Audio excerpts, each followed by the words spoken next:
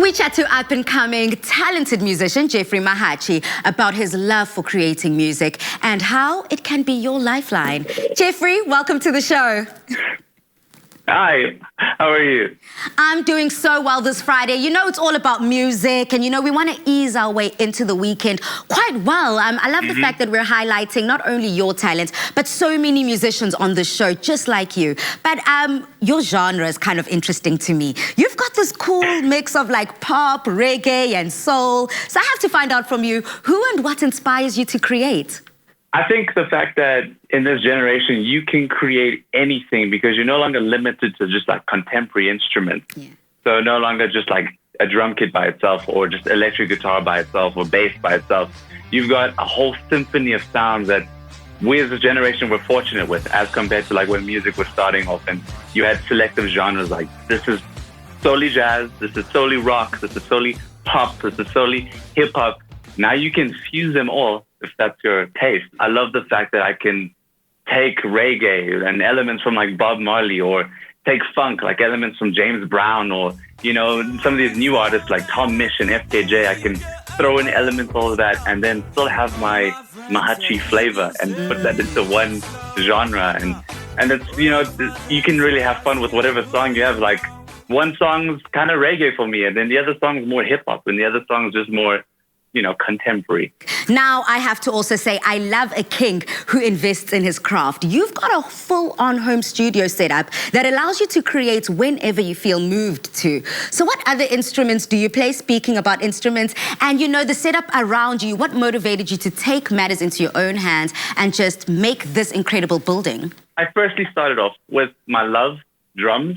I started learning that in grade 9, and I'm 22 right now. But I started learning that in grade 9. It's been 10 years of me playing drums. And I started off by making beats on my old computer with these tiny speakers that I took from my sister. She doesn't even do any music. It's just these tiny lap computer speakers. Yeah. And I started making beats with that. And I was like, man, I want to add more to this. And all I can do is just put drums. I have nothing. I know nothing about, you know, melodies like on the piano side. Yeah. And so I was like, let me start learning how to play piano so I can increase my knowledge of music. And so I did that. From piano, started learning how to play bass guitar. And then Lifeline is actually my first song I recorded where I played guitar on it. I've never played guitar before and just learned that during lockdown. My passion for wanting to increase my knowledge for music, it just made me want to increase my home studio setup. And so I started off with just my drum kit and then I got some speakers and then, you know, a keyboard because I needed to learn piano. And then I just got a little obsessed, I won't lie, and started buying more controllers just to... I love the live feel of creating music, so I don't like just writing it in a computer. I want to play it and record it. Do you have any general advice for those people who want to pursue music, who might not feel that maybe they are equipped to and might not have a full-on setup as you do, or just how we can use music as our lifeline? Honestly, you don't need the setup. You can create music anywhere. Music isn't limited to a computer and, you know, all the gadgets connected. You can have a stick, 2 sticks, and you can just hit them and you can get really into it, feeling the rhythm.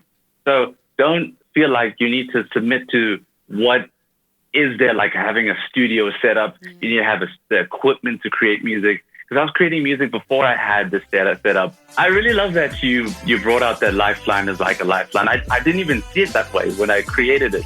It was just me feeling so suppressed during lockdown. You know, I had this goal for this year to really take my music to another level, like perform a lot more, release a lot more, which I'm doing, but the performing had to stop. And so you feel like you're just suppressed, you can't do anything. And music was just a lifeline. I carried on and I enjoyed lockdown purely because I got to make music. Well said. I mean, coming from you, you don't even sound like an up-and-coming talent. You sound like so established within your craft, so established within your love and passion and pursuit of music. So all the best to you, Jeffrey. I truly do see you going very, very far, not only within the South African aspect, but globally. Goodbye. Bye-bye. I'm just going to be jamming along to his music, gearing into the weekend. Now, look, if you're enjoying listening to Jeffrey just as much as we did, then please do give him a follow and download his feel-good songs. And because music can make us feel better, it just may be the lifeline that you need.